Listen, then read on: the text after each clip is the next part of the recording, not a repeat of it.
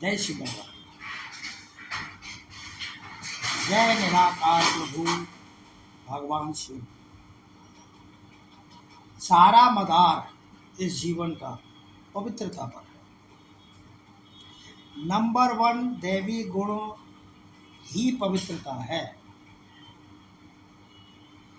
आजकल गुरु गोसाई तो ढेरों हैं, ढेरों बने हैं, कदम कदम पे आश्रम, गुरु स्थान, पर वह कभी भी पवित्रता की बात नहीं करते और ना ही पवित्रता की कथाएं सुनाते।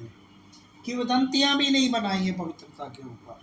सब कहानी किस्से गृह गृहस्थाई के बस, क्योंकि गृहस्थ जीवन की वह अपवित्र मानते हैं, मान लेते हैं।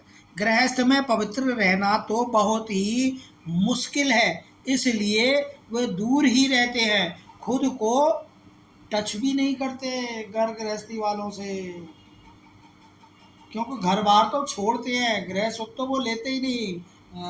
कोई उनके चरण स्पर्श करना भी चाहे तो पांव छुआते नहीं हैं बिना पैसे के। पैसे की रसीद पहले रखवा लेते हैं, तब उनके कोई पांव छू सकता है, क्योंकि वो अपने आप को पवित्र मानते हैं। दृष्टि में देहधारियों को ही स्मृति बनाए रखते हैं, अभ्यास तक आभास तक नहीं है।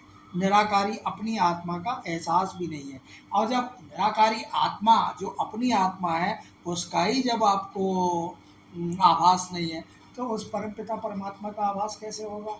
आत्मा परमात्मा से आकर सूर्यवंशी चंद्रवंशी डायनेस्टी बनाती है। अभी तो शरीर भी अपवित्र हुए पड़े हैं। आत्मा पवित्र रहेगी तो शरीर पवित्र, शरीर छोड़ना पड़ता है।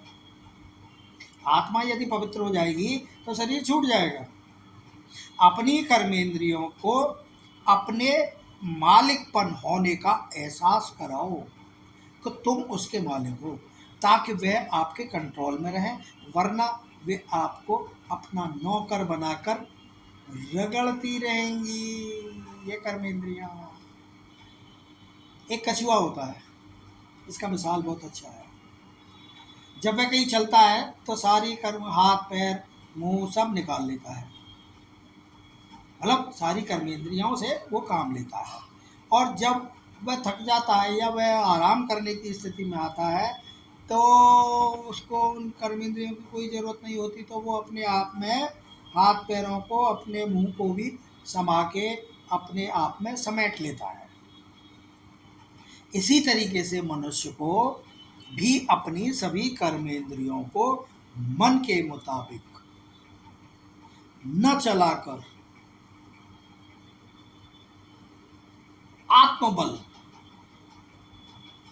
के परमात्मा प्रेम के बल पर चलाना चाहिए। लेकिन मनुष्य तो देहभान में रहता है ना, और देहभान में जब रहता है मनुष्य तो उसके अंदर आत्मबल की कमी हो जाती है। जय श्री राम।